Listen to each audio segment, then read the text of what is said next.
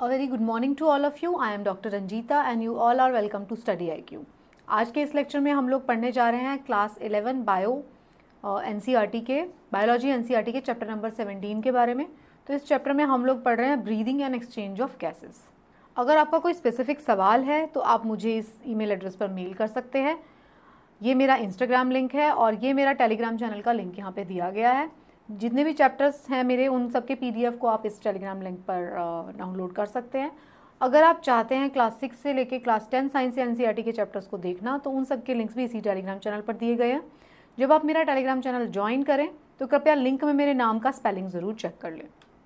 इस चैप्टर में जैसा कि हम लोग बात कर रहे हैं रेस्पिरेशन के बारे में पढ़ रहे हैं। अभी तक इसके हमने ये इस चैप्टर का सेकेंड पार्ट है।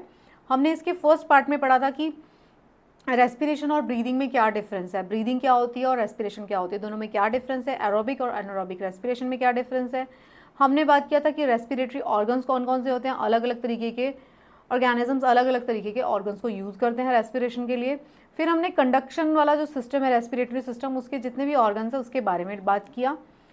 हमने ये भी बात किया कि रेस्पिरेटरी जो एक्सचेंज पोर्शन होता है वो कहाँ पे जाके होता है, एल्वियोलाई के लेवल पे और उसके बाद फर्दर डाउन टिश्यू लेवल पर होता है। तो हमने थोरेसिक कैविटी होती है उसके बारे में बात किया, प्लूरा क्या होती है, प्लूरल कैविटी के बारे में हमने बात किया। और अब हम लोग आज इस चैप्टर के सेकेंड पार्ट में बात करेंगे रेस्पिरेटरी प्रोसेस। हम अभी तक ब्रीदिंग पढ़ रहे थे, अब हम रेस्पिरेशन के बारे में बात कर रहे हैं। ब्रीदिंग एंड गैशियस एक्सचेंज कैसे होता है। ऑब्वियसली पहले ब्रीदिंग होती है तभी गैशियस एक्सचेंज होता है। तो अगर हम बात करते हैं रेस्पिरेशन में तो हम इसको फर्दर 5 पार्ट्स में कैटेगराइज 5 स्टेप्स में कैटेगराइज कर सकते हैं। तो पहला स्टेप क्या है, पहला स्टेप है ब्रीदिंग। सबसे पहले ब्रीदिंग पल्मोनरी वेंटिलेशन जो है, इसमें हमने क्या किया, inflow of the atmospheric air inside and releases of the carbon dioxide rich air outside. ये हमने ब्रीदिंग में किया, फर्स्ट स्टेप है ब्रीदिंग। एक्सचेंज ऑफ गैसेस, फिर ऑक्सीजन और कार्बन डाइऑक्साइड कहाँ पे हो रहा है, एल्वियोलर मेम्ब्रेन पर। ये सेकेंड स्टेप है। एल्वियोलाई जो कि ब्रांचिंग हो रही थी, ब्रोंकियोल्स, ट्रैकिया, फिर फर्दर ब्रोंकाई, फिर ब्रोंकियोल्स और फिर एल्वियोलाई। तो एल्वियोलर लेवल पे जो एक्सचेंज हो रहा था वो सेकेंड स्टेप है। थर्ड है transport of gases by blood. जो भी उस एल्वियोलाइज ने ब्लड के अंदर दे दिया तो ब्लड उसको ट्रांसपोर्ट करेगा, कहाँ लेके जाएगा, टिश्यूज़ के पास, सेल्स के पास। तो diffusion of oxygen and CO2 between blood and tissues, ये फोर्थ स्टेप है, फोर्थ स्टेप। और फिफ्थ स्टेप क्या है, utilization of oxygen by cells of for catabolic reaction. वो जो ऑक्सीजन जो सेल्स ने एब्जॉर्ब की है उसका वो यूटिलाइज करेंगे और रिलीज करेंगे क्या, कार्बन डाइऑक्साइड। तो ये 5 स्टेप्स इन्वॉल्व होते हैं। सबसे पहले हमने ब्रीद इन किया एयर को, वो ब्रीद इन किया, वो कहाँ पे एक्सचेंज हुआ, एल्वियोलाई पे के पास जाके वो एक्सचेंज हुआ ब्लड के साथ।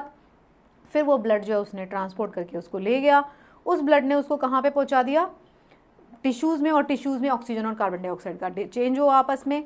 और जो वो ऑक्सीजन ली है उन टिश्यूज़ ने, सेल्स ने, वो ऑक्सीजन को वो यूटिलाइज करेंगे, वो उसका लास्ट स्टेप है, फिफ्थ स्टेप। तो इस तरीके से पूरा का पूरा रेस्पिरेशन होता है। अब किस तरीके से होता है अब हम बात कर लेते हैं। तो पहले ब्रीदिंग है। सबसे पहले हमने क्या किया, फर्स्ट स्टेप में ब्रीद इन किया। तो ब्रीद इन में हम क्या करते हैं, हमारी लंग्स का स्ट्रक्चर हमने पूरा पढ़ लिया, नोज़ के थ्रू, ट्रैकिया के थ्रू, फिर ब्रोंकियाई, ब्रोंकियोल्स, फिर एल्वियोलाई तक लंग्स के अंदर चला गया। कैसे हो रहा है ये ब्रीदिंग जो होती है, ये एक्स्ट्रा सेल्यूलर एक्टिविटी है। सेल्स के अंदर कुछ नहीं जा रहा, खाली बैग है, बैलून जैसे बैग्स हैं, गुब्बारे के जैसे बैग्स हैं हमारे लंग्स, उसके अंदर जा रही है, खाली जगह है वो। तो ब्रीदिंग क्या है, एक्स्ट्रा सेल्यूलर है, एनर्जी कंज्यूमिंग है एंड फिजिकल प्रोसेस है। केमिकल प्रोसेस है नहीं, ब्रीदिंग की बात हो रही है। रेस्पिरेशन होगा इंट्रा सेल्यूलर, ठीक है, एनर्जी उसमें रिलीज भी हो सकती है, लग भी सकती है, और फिजिकल प्रोसेस की बजाय वो केमिकल लेवल पे चला जाएगा। तो फिजिकल प्रोसेस है, एनर्जी कंज्यूम हो रही है और एक्स्ट्रा सेलुलर है। तो ये 3 बातें आपको पता रहनी चाहिए, ब्रीदिंग कैसा प्रोसेस है। फिर क्या होता है, क्या इन्वॉल्व मूवमेंट हो रही है उसमें, थॉरेक्स की मूवमेंट हो रही है। थॉरेक्स कौन सी है, वो कैविटी, वो जगह है जिसके पीछे कौन है, पीछे वर्टिब्रेज हैं। साइड साइड में कौन है, साइड साइड में उसके रिब्स हैं। आगे क्या है, स्टर्नम है। नीचे क्या है, नीचे क्या है, नीचे डायाफ्राम है। तो वो पूरा का पूरा एक पिंजरे जैसा बना हुआ है, उसके अंदर हमारे चेस्ट, उसके अंदर हमारी लंग्स रहती है, उसी के अंदर हमारा हार्ट होता है। तो अब ये क्या है, एक्सपेंशन होती है, मूवमेंट ऑफ थॉरेक्स, एक्सपेंशन मतलब इन्फ्लेशन, एक्सपेंड हो जाता है, एंड डिफ्लेशन, दोबारा डिफ्लेट हो जाता है। and flow of air in and into and from the lungs by creating a pressure gradient। अब आप ये समझिए कि ये एक्सचेंज किस तरीके से हो पा रहा है। ये एक्सचेंज तभी हो पा रहा है जब एक प्रेशर ग्रेडियंट क्रिएट हुआ है। बाहर के एटमॉस्फेयर में और हमारी लंग्स के एटमॉस्फेयर में प्रेशर का डिफरेंस होगा, ऑक्सीजन और कार्बन डाइऑक्साइड के अलग अलग सैचुरेशन का डिफरेंस होगा, तो ही क्या हो पाएगा, ब्रीदिंग हो पाएगी। इसी बात से एक बहुत अप्लाइड पार्ट आपको ये समझ में आएगा, जब आप बहुत हाई एल्टीट्यूड पे चले जाते हैं तो ऑक्सीजन सिलेंडर की ज़रूरत पड़ना शुरू हो जाती है। क्यों ऐसा होता है? क्योंकि वहाँ पे एटमॉस्फेरिक ऑक्सीजन का जो प्रेशर है वो फॉल कर जाता है, वो बराबर आ जाता है या कम हो जाता है। ठीक है, अभी आपको समझ में आएगी मेरी ये स्टेटमेंट। तो क्या हो रहा है, एक्सपेंशन हो रही है थोरैक्स की, डिफ्लेशन भी हो रही है, और ये सब क्यों हो पाता है, ये प्रेशर ग्रेडियंट की वजह से हो पाता है। तो हम बात करते हैं डायाफ्राम क्या है। स्पेशलाइज सेट ऑफ मसल है जो नीचे है, यहाँ पे लंग्स है, यहाँ पे लंग्स है, इधर इधर इधर इधर रिब्स आ रही हैं, पीछे क्या है, पीछे वर्टिब्रीज हैं, और आगे क्या है, स्टर्नम है। इस तरीके से बना हुआ है। अब क्या है, diaphragm specialise set of muscles है, external and internal intercostal between ribs helps in generating such gradient. अब ये सारे काम कैसे करते हैं हम इसको देखेंगे। अगर क्वेश्चन आता है तो डीप इसी में से क्वेश्चन आ जाता है कि जब हम इनहेल कर रहे होते हैं तब क्या होता है, जब हम एक्सहेल कर रहे होते हैं तब क्या होता है। आपको रटने की बिल्कुल ज़रूरत नहीं है, 2 मिनट में नेक्स्ट आपको पूरा समझ में आ जाएगा हो क्या रहा है। तो सबसे पहले हम फोकस करने जा रहे हैं ब्रीदिंग इन, इंस्पिरेशन। ब्रीदिंग में 2 प्रोसेस हैं, inspiration breathing in, expiration breathing out. तो हम पहले फोकस कर रहे हैं इंस्पिरेशन के ऊपर। इंस्पिरेशन का क्या मतलब है, breathing in. It is an active process by which fresh airs enters the lung. It can occur if the pressure within the lungs, intrapulmonary pressure जो लंग्स के अंदर है, is less than the atmospheric pressure, वो उससे ज़्यादा मतलब उससे कम है, एटमॉस्फेरिक प्रेशर से कम है, तो ही ज़्यादा प्रेशर से कम प्रेशर की तरफ मूवमेंट होती है हमेशा। ये आप जानते हैं, कार्डिनल रूल है। तो अगर बाहर का प्रेशर ज़्यादा है और हमारी लंग्स का प्रेशर कम है तो ब्रीदिंग इन करते हैं। That is negative pressure in lungs with respect to atmospheric pressure. Atmosphere में ज़्यादा प्रेशर है और लंग्स जो हैं हमारी उसके अंदर कम प्रेशर है, तो अंदर जाएगी एयर। ठीक है, ये इंस्पिरेशन में। ये आपको इतना फिजिक्स समझ में आती है, बस ये फर्स्ट स्टेप था, समझ गए आप। अब हो क्या रहा है, मसल्स कौन कौन सी काम कर रही हैं। देखिए इस डायग्राम को हम बार बार देखेंगे। ये लंग्स है, ये क्या है, ये रिब्स का कट सेक्शन दिखाया गया है, ये रिब्स का कट सेक्शन दिखाया, ये वर्टिब्रीज का कट सेक्शन दिखाया गया, ये आगे रिब्स है, ये नीचे डायाफ्राम में, ये हमारी एयर हमारे लंग्स के अंदर जा रही है, तो ये दिखाया गया। अब हम स्टेप वाइज देखेंगे क्या हो रहा है। पहला, जैसे ही हम इनसाइड लेते हैं एयर, अब हमें इनसाइड लेनी है एयर, तो डायाफ्राम क्या होगा हमारा, नॉर्मल कंडीशन में हमारा डायाफ्राम रहता है ऐसे। तो जब हमारे को अंदर लेनी है तो डायाफ्राम क्या हो रहा है, नीचे आ रहा है। नीचे आएगा तभी तो जगह बनेगी। हम अगर एयर को इनसाइड लेके जा रहे हैं तो हमें ज़्यादा जगह चाहिए, इंस्पिरेशन में ज़्यादा जगह होगी तभी तो उसके अंदर ज़्यादा एयर आ पाएगी। तो हमारी कैविटी को ऐसे चौड़ा होना है, इस कैविटी को ऐसे फूलना है, ठीक है, इस कैविटी को ऐसे एक्सपैंड करना है, इस एक्सपैंड होगी तो ही ज़्यादा एयर जाएगी। जब बाहर एयर निकालेंगे, एक्सपिरेशन करेंगे, तो उसको सिकुड़ना पड़ेगा ताकि वो सारी की सारी कार्बन डाइऑक्साइड रिच एयर बाहर चली जाए। तो जब हम इनहेल करते हैं तो कैविटी को फैलना है। तो पहला स्टेप क्या होगा, डायाफ्राम रिलैक्स पोजीशन में ऐसे रहता है, तो जब वो कॉन्ट्रैक्ट होगा तो वो फ्लैट हो जाएगा, ऐसे नीचे आ जाएगा, फ्लैट बन जाएगा।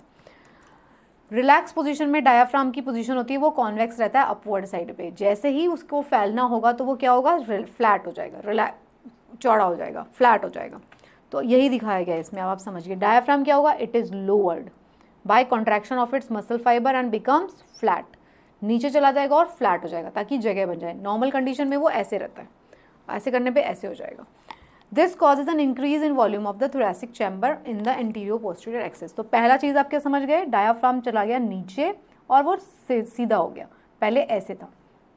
दूसरा क्या हो रहा है, एक्सटर्नल इंटरकोस्टल मसल्स जो हैं, 2 रिब्स के बीच में जो मसल्स हैं, दे अकर बिटवीन द रिब्स। दोनों रिब्स के बीच में 12 पेयर ऑफ रिब्स होते हैं, 12 पेयर हैं रिब्स के, लेफ्ट साइड राइट साइड में, पिंजरे की तरह हार्ट को जकड़ा हुआ है लंग्स को। तो वो क्या होगी, इंटरकोस्टल जो मसल्स है वो क्या करेंगी, they occur between the external intercostal muscles जो हैं, द एक्सटर्नल इंटरकोस्टल मसल का कॉन्ट्रैक्शन हो जाएगा and pull the ribs and sternum upwards. देखिए कॉन्ट्रैक्शन होते ही ribs and sternum raised, raised, lungs expand, ये नीचे गया, ये कॉन्ट्रैक्ट हुई मसल्स, डायाफ्राम कॉन्ट्रैक्ट, एक्टिव है ना, आप ये समझ लीजिए एक्टिव है, तो डायाफ्राम कॉन्ट्रैक्ट होके ऐसे सीधा हो गया, ये रिब्स की मसल कॉन्ट्रैक्ट होके बाहर चली गई, उन्होंने इसको खींच लिया, डायाफ्राम को भी सीधा कर दिया और थोरैसिक कैविटी को भी एक्सपैंड कर दिया। तो ये क्या कर रही हैं, the external intercostal muscle contract and pull the ribs and sternum upwards and outwards, उससे क्या होगा, फिर से स्पेस बना रही हैं। एसेसरी मसल्स ऑफ ब्रीदिंग, जो एसेसरी मसल्स ऑफ ब्रीदिंग है इनके नाम है scaleni, sternomastoid and alae nasi come into action during the forced inspiration. जैसे हम सांस अंदर खींचते हैं तो ये सारी मसल्स भी एक्टिवेट हो जाती हैं। तो ओवरऑल क्या हो रहा है, ओवरऑल हो रहा है increase in the volume of thoracic cavity, ये करना है हमको, उसका वॉल्यूम बढ़ा देना है। वो वॉल्यूम कैसे बढ़ेगा, डायाफ्राम नीचे जाएगा, जितनी थोरैसिक मसल्स हैं वो बाहर जाएंगी और हमारी कैविटी का साइज बड़ा हो जाएगा ताकि उसके अंदर ज़्यादा हवा आ सके। और पल्मोनरी वॉल्यूम को इंक्रीज करके, पल्मोनरी मतलब लंग्स का वॉल्यूम, एज अ रिजल्ट क्या होगा, there is decrease in intrapulmonary pressure. जैसे ही इतनी एयर थी वो इतनी जगह में थी, अब आपने उस जगह को ऐसे बढ़ा दिया तो प्रेशर डिक्रीज हो जाएगा। तो जैसे ही हमारी लंग्स का साइज एक्सपेंड होता है, थोरैसिक कैविटी का साइज एक्सपेंड होता है, तो हमारी लंग में जो प्रेशर होता है क्या हो जाएगा, प्रेशर लोअर हो जाएगा, लो प्रेशर। ओके, तो इंट्रा पल्मोनरी प्रेशर जो होगा वो कम हो जाएगा। The greater atmospheric pressure outside the body now causes the airs to flow rapidly inside। अब मैंने आपको बोला बाहर की एयर का प्रेशर ज़्यादा हो गया, अंदर की एयर का जो लंग्स के अंदर एयर है उसका प्रेशर कम हो गया। तो जैसे ही प्रेशर कम होता है तो बाहर की जो प्रेशर ज़्यादा था और जो अंदर प्रेशर कम है तो मूवमेंट इनसाइड शुरू हो जाती है, which subsequently sequentially lead to alveoli. तो अब ये वाला तो पूरा का पूरा था, इंस्पिरेशन हो रही थी। इंस्पिरेशन में क्या हुआ था हम फिर से देख लेते हैं एक बार। डायाफ्राम का था कॉन्ट्रैक्शन, तो वो नीचे चला गया और फ्लैट हो गया। रिब्स की जो मसल थी उनका कॉन्ट्रैक्शन हुआ और वो बाहर चली गई, इससे क्या हुआ, थोरैक्स का वॉल्यूम इंक्रीज हो जाता है, लंग्स एक्सपैंड हो जाते हैं, जिसकी वजह से प्रेशर फॉल कर जाता है। प्रेशर फॉल करने की वजह से जो एयर हमारे लंग्स में एंटर करती है वो एंटर आराम से कर पाती है, right. So this was inspiration, हमने लंग्स को एयर को इनसाइड लिया। सेकेंड स्टेप है एक्सपिरेशन। तो एक्सपिरेशन में क्या होगा, अगर आपको इंस्पिरेशन समझ में आ गया तो एक्सपिरेशन आपको बहुत आसानी से समझ में आ जाएगा। एक्सपिरेशन क्या होता है, एक्सपिरेशन होता है जो कार्बन डाइऑक्साइड रिच एयर है उसको हमें बाहर निकालना है। तो it is the process by which CO2 is expelled out from the lungs. अब जब CO2 लिखा हुआ है यहाँ पे एक्सपेल होने के लिए, तो क्या सिर्फ CO2 होती है, नहीं, उसमें ऑक्सीजन भी होती है जो पूरी यूटिलाइज नहीं हुई, वो भी बची हुई होती है। तो ओनली CO2 नहीं होती है, वो मिक्सचर ऑफ गैस होती है। Again it take place when intrapulmonary pressure is higher than the atmospheric pressure. अब अगर आप ये बात समझ गए हैं कि इंट्रापल्मोनरी प्रेशर फॉल कैसे किया था, इतना ही एयर थी, अगर आपने उस कमरे का साइज एकदम से बढ़ा दिया तो प्रेशर गिर जाएगा। सिमिलरली उतनी एयर थी, आपने उस कमरे के साइज को एकदम से कम कर दिया तो प्रेशर वहाँ पे बढ़ जाएगा। तो ये इसमें क्या मसल्स की मूवमेंट इन्वॉल्व है, डायाफ्राम कॉन्ट्रैक्ट था तो वो क्या हो गया, रिलैक्स हो गया। रिलैक्स होते ही क्या होगा, वो अपनी कॉन्वेक्स शेप में आ जाएगा। फिर से ये इसकी कॉन्वेक्स शेप में है, देखो डायाफ्राम रिलैक्स, दोबारा से ऐसे हो गया। ये वाली मसल्स जो होंगी ये फिर से रिलैक्स, तो ये वापस अपनी पोजीशन में छोटी हो गई कैविटी। और जैसे ही छोटी हुई तो क्या हुआ, प्रेशर बढ़ गया। प्रेशर जहाँ ज़्यादा होता है वहाँ से जहाँ प्रेशर कम होता है उस तरफ एयर की मूवमेंट होती है।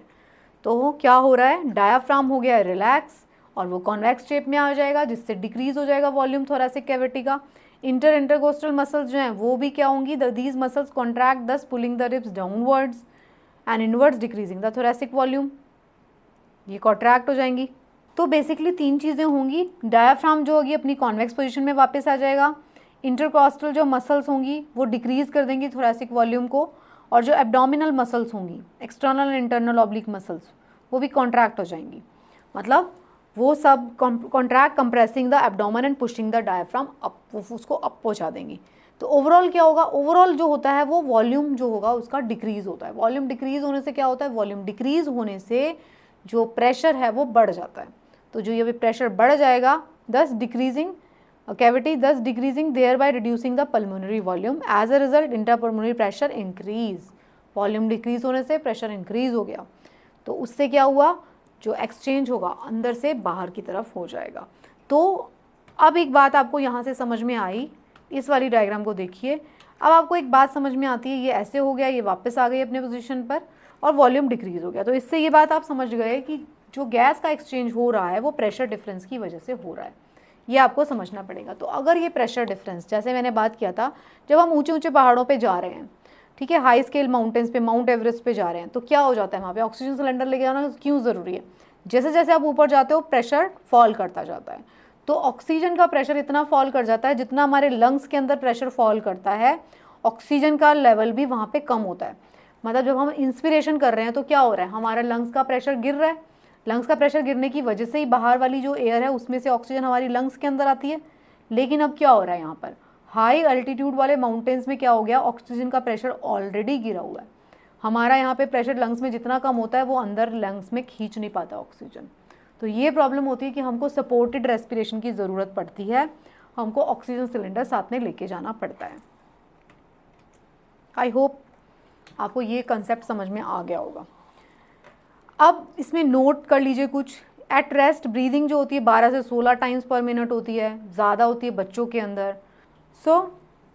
जो वॉल्यूम है वो एयर का involve in breathing movement can be estimated by using, कौन से मीटर से आप नापते हैं, स्पायरोमीटर से, राइट।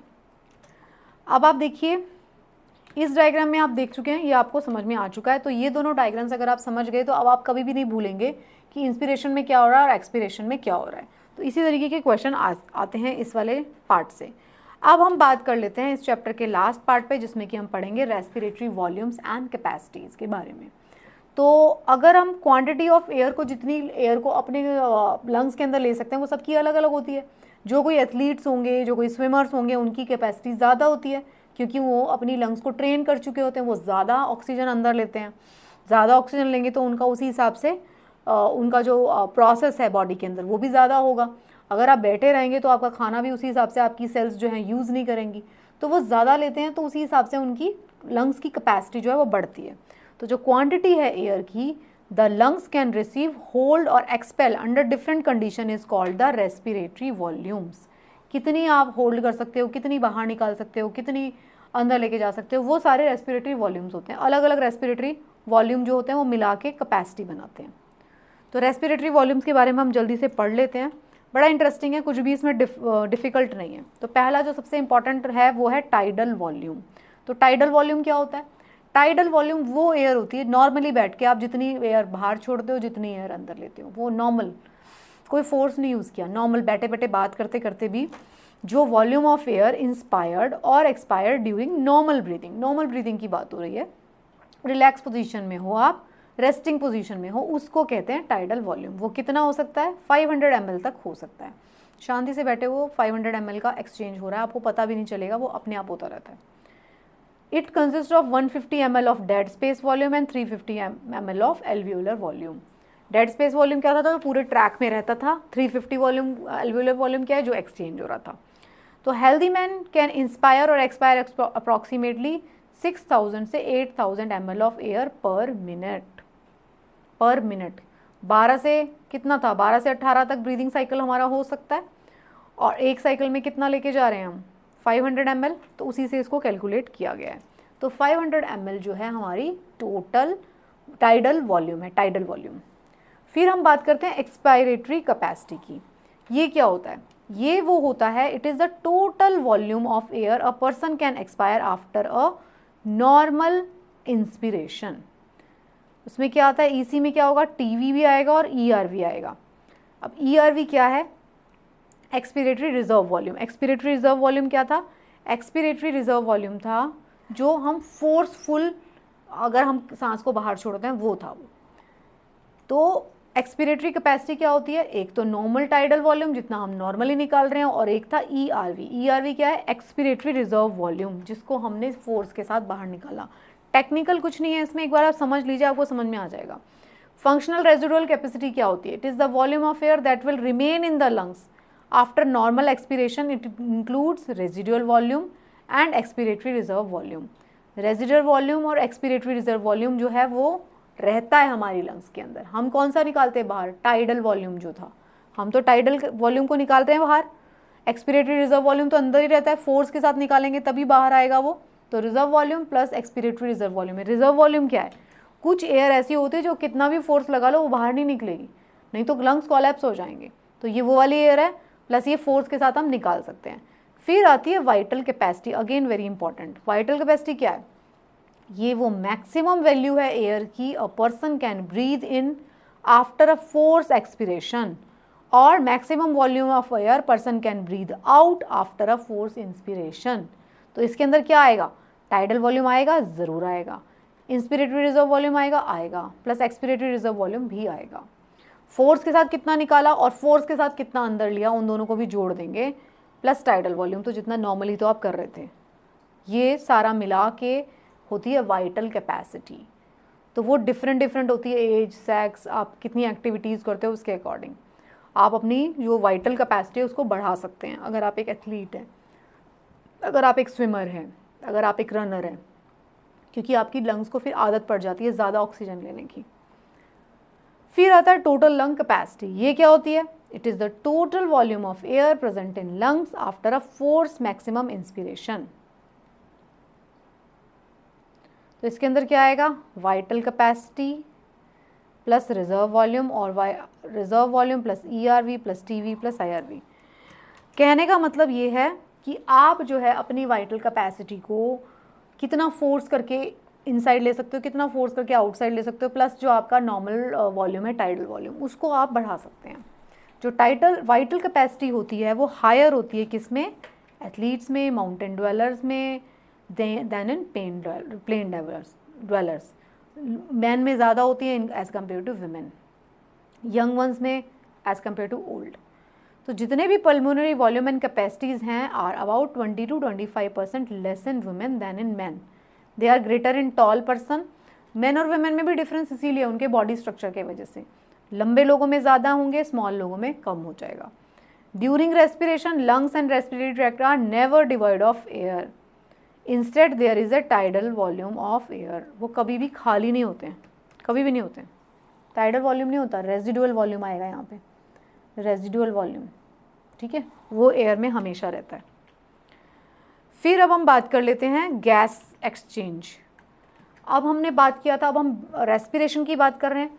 रेस्पिरेशन में हमने ब्रीदिंग में क्या किया? हमने एयर को इनसाइड ले लिया। वो एयर मैंने 5 स्टेप्स बताए थे, एयर को इनसाइड ले लिया फर्स्ट स्टेप में। सेकेंड स्टेप में एल्वियोलाई पे एक्सचेंज हो गया। थर्ड स्टेप में वो ब्लड में उठा के लेके जाएगा।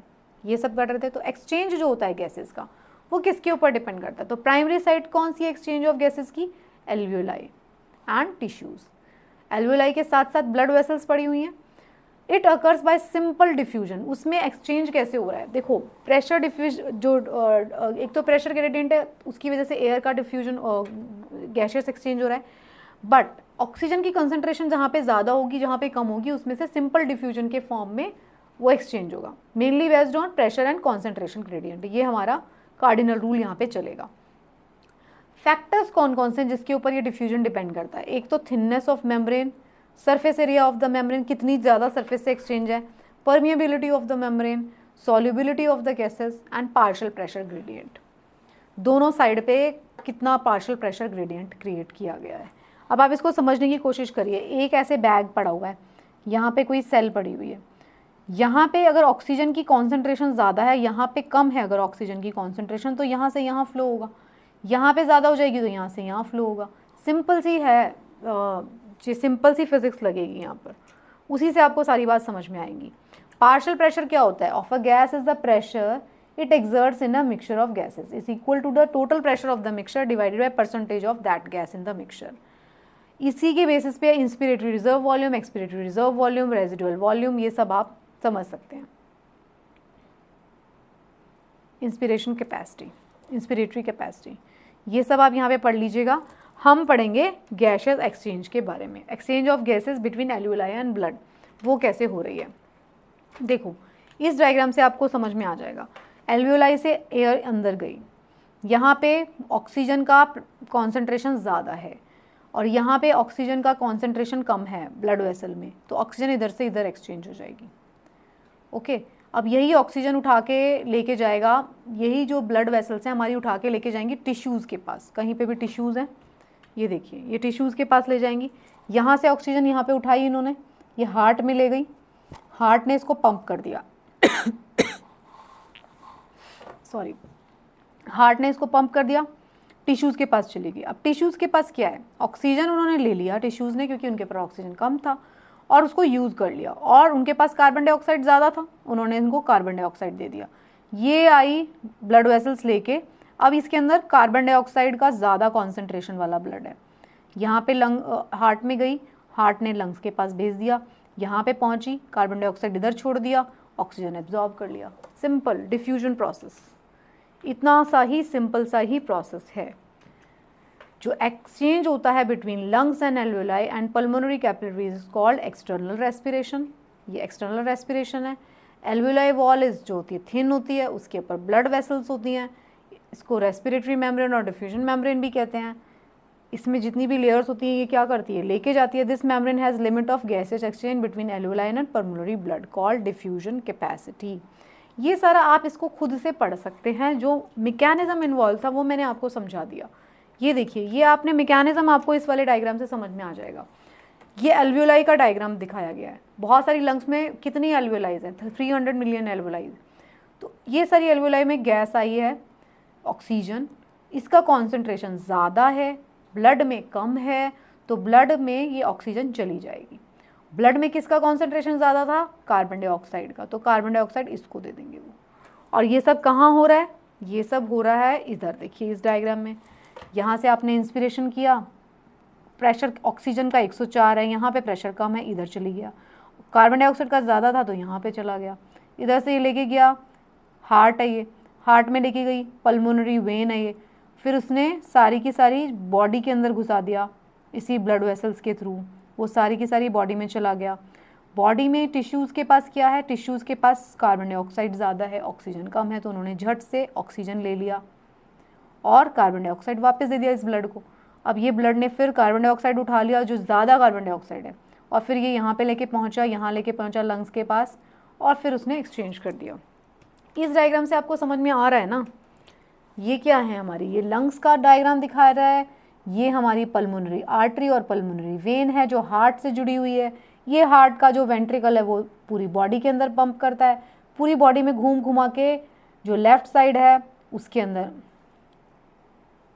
राइट साइड है जो उसके अंदर आ जाता है हार्ट के डीऑक्सीजनेटेड ब्लड, और फिर वो पल्मोनरी आर्टरी फिर से उसको एल्वियोलाई के पास लेके जाती है, वहाँ पे फिर से एक्सचेंज हो जाता है। तो ये मैकेनिज्म जो है मैंने आपको सर्कुलेटरी सिस्टम में भी बहुत अच्छे से पढ़ाया था, आज आपने respiratory system plus circulatory system को साथ में देख लिया। इस तरीके से ये होता है। अगर आप ये समझ गए तो you are through with this chapter. Okay, ये इस तरीके से यहाँ पे एक्सचेंज होता है। जो प्रेशर होगा इन द एल्वियोलाई 104 mmHg है, तो is higher than the deoxygenated blood. तो इसी वजह से, प्रेशर डिफरेंस की वजह से ही ऑक्सीजन और कार्बन डाइऑक्साइड का एक्सचेंज हो पाता है। आई होप आपको समझ में आया होगा। यही चैप्टर में सिर्फ इतना ही था। एक्सचेंज जो होगा फिर टिश्यू लेवल पे भी होगा between blood and tissue cells. This exchange between tissue blood capillaries and tissue cells is called internal respiration. अभी एक्सटर्नल रेस्पिरेशन चल रहा था, अब इंटरनल रेस्पिरेशन है। इसमें क्या होगा, ऑक्सीजनेटेड ब्लड जिसके अंदर ज़्यादा कॉन्सेंट्रेशन है ऑक्सीजन की और is more oxygen in body cells उसमें कम है, तो वो बॉडी की सेल्स में चला जाएगा। Due to this partial pressure difference oxygen diffuses from capillary blood to the blood cells, body cells and CO2 diffuses from the body cells to capillary blood। बस इतना ही हो रहा है और ऐसे ही घूम रहा है गोल गोल। और यहाँ पे क्यों एक्सचेंज हो रहा था, यहाँ पर भी प्रेशर डिफरेंस की वजह से ही। जो हमारा ब्रीदिंग हो रहा था वो भी प्रेशर, एटमॉस्फेरिक प्रेशर में डिफरेंस की वजह से हो रहा था। जो हमारा इनसाइड जा रहा है वो कॉन्सेंट्रेशन की वजह से हो रहा है। जो ऑक्सीजन की कॉन्सेंट्रेशन डिफरेंट है टिश्यू लेवल पे और लंग्स के लेवल पे, टिश्यू लेवल पे और हमारे ब्लड के लेवल पे। तो this was it. I tried कि मैं आपको सारे एस्पेक्ट समझा पाऊँ। आई ट्राइड कि मैं आसान भाषा में समझाऊँ आपको। इस चैप्टर में हमने यही सारी बातें पढ़ी कि किस तरीके से गैसेस का एक्सचेंज हो रहा है, एग्जैक्ट एक्सचेंज किस तरीके से हो रहा है, क्या क्या स्टेप्स इन्वॉल्व हैं। इंस्पिरेशन करते हैं तो डायफ्राम का क्या शेप बन जाता है, एक्सपिरेशन करते हैं तो क्या शेप बनता है। जो गैसेस का एक्सचेंज होता है वो प्रेशर डिफरेंस की वजह से होता है, कॉन्सेंट्रेशन ग्रेडियंट की वजह से होता है। मैंने आपको ये भी बताया कि ऊंचे पहाड़ों में आपको क्या प्रॉब्लम आती है, क्यों आपको ऑक्सीजन सिलेंडर लगाना पड़ता है। अगर आपको ऊंचे पहाड़ों की बात समझ में आ गई तो आपको डीप डाउन द सी की बात भी समझ में आ जाएगी। अगर आप थोड़ा सा ब्रेन जो है वो अपना अप्लाई कर देंगे, तो जब हम नीचे स्कूबा डाइविंग करने जाते हैं तब हमारे साथ क्या हो रहा होता है ये भी आपको समझ में आ जाएगा। प्रेशर उस टाइम पे बढ़ गया होता है तो हमारी बॉडी सेल्स पे क्या इफेक्ट पड़ रहा होता है, this you will get to know. So thank you so much. I hope आपको कॉन्सेप्ट समझ में आ गए, and I hope and I wish that you will be able to solve the questions also. So best of luck for your preparation.